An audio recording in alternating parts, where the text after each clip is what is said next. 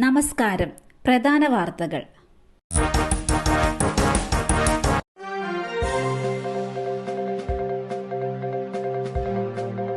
രണ്ട് ദിവസം നടത്താനിരുന്ന മുഴുവൻ പരിപാടിയും റദ്ദാക്കിയെന്ന് പി.വി. അൻവർ. ഇന്നും നാളെയും നടത്താൻ തീരുമാനിച്ചിരുന്ന മുഴുവൻ പരിപാടികളും റദ്ദാക്കിയെന്ന് പി.വി. അൻവർ അറിയിച്ചു. കോഴിക്കോട് മുതലക്കുളത്ത് നടന്ന മാമി തിരോധാന കേസിലെ വിശദീകരണ യോഗത്തിന് ശേഷം ഫേസ്ബുക്കിൽ വീഡിയോ സന്ദേശത്തിലൂടെയാണ് അൻവർ ഇക്കാര്യം അറിയിച്ചത്. കടുത്ത തൊണ്ടവേദനയെ തുടർന്ന് സംസാരിക്കാൻ കഴിയാത്ത സാഹചര്യം നിലനിൽക്കുന്നതിനാൽ 2 ദിവസം നടത്താൻ തീരുമാനിച്ച പരിപാടികളെല്ലാം ക്യാൻസൽ ചെയ്തിരിക്കുന്നു എന്നാണ് അൻവർ അറിയിച്ചത്.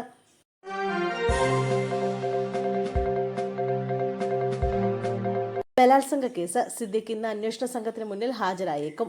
സുപ്രീം കോടതി ഇടക്കാല ജാമ്യം നൽകിയതോടെ നടൻ സിദ്ദിഖ് അന്വേഷണ സംഘത്തിന് മുന്നിൽ ഹാജരായേക്കും. തിരുവനന്തപുരത്തോ കൊച്ചിയിലോ ഹാജരാകാനാണ് സാധ്യത. ബലാത്സംഗ കേസ് രജിസ്റ്റർ ചെയ്തിരിക്കുന്നത് തിരുവനന്തപുരത്താണ്. തിരുവനന്തപുരം മ്യൂസിയം പോലീസ് സ്റ്റേഷനിലോ സിറ്റി പോലീസ് കമ്മീഷണർ ഓഫീസിലോ ഹാജരാകാനാണ് സാധ്യത കൂടുതൽ.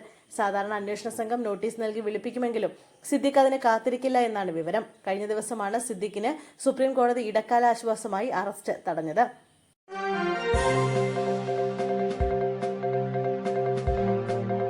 പോലീസ് ജീപ്പടക്കം പല വാഹനങ്ങളിൽ അജ്ഞാതരുടെ ആക്രമണം. അന്വേഷണം ആരംഭിച്ചു. ആലപ്പുഴയിൽ വാഹനങ്ങൾക്ക് നേരെ അജ്ഞാതരുടെ ആക്രമണം.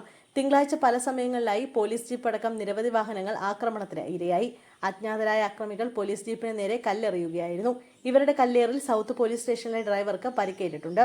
ഇരുചക്ര വാഹനത്തിൽ സഞ്ചരിച്ചവരാണ് പോലീസ് ജീപ്പിന് നേരെ കല്ലെറിഞ്ഞത്. രാവിലെ ജില്ലാ കോടതി പരിസരത്തും വാഹനങ്ങളുടെ ചില്ല എറിഞ്ഞു പൊട്ടിച്ചിരുന്നു. സംഭവത്തിൽ അന്വേഷണം ഊർജിതമാക്കിയതായി പോലീസ് അറിയിച്ചു.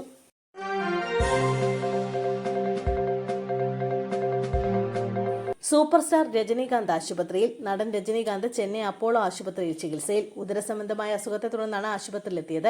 ലോകേഷ് കനകരാജിന്റെ കൂലി സിനിമയുടെ ചിത്രീകരണത്തിനിടയിൽ അസ്വസ്ഥത അനുഭവപ്പെടുകയായിരുന്നു. ആരോഗ്യനില തൃപ്തികരമാണെന്നും തുടർ പരിശോധനകൾ നാളെയായിരിക്കുമെന്നുമാണ് വിവരം.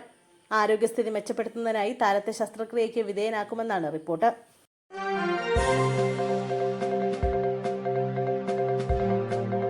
പാചകവാതക വില കൂട്ടി. പാചകവാതക സിലിണ്ടറിന്റെ വില കൂട്ടി. 19 കിലോഗ്രാം വാണിജ്യ ആവശ്യങ്ങൾക്കുള്ള സിലിണ്ടറിനാണ് വില വർദ്ധിപ്പിച്ചത്.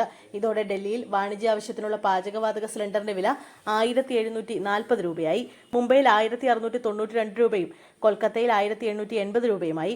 ചെന്നൈയിൽ 1903 രൂപയായാണ് വില ഉയർന്നത്. 1749 രൂപയാണ് കൊച്ചിയിലെ പുതുക്കിയ വില. തുടർച്ചയായി 2ാം മാസമാണ് വാണിജ്യ ആവശ്യത്തിനുള്ള പാചകവാതക സിലിണ്ടറിന്റെ വില വർദ്ധിപ്പിക്കുന്നത്. കഴിഞ്ഞ മാസം 39 രൂപയാണ് വർദ്ധിപ്പിച്ചത്. അതേസമയം ഗാർഹിക ആവശ്യത്തിനുള്ള പാചകവാതക സിലിണ്ടറിന്റെ വിലയിൽ മാറ്റം വരുത്തിയിട്ടില്ല.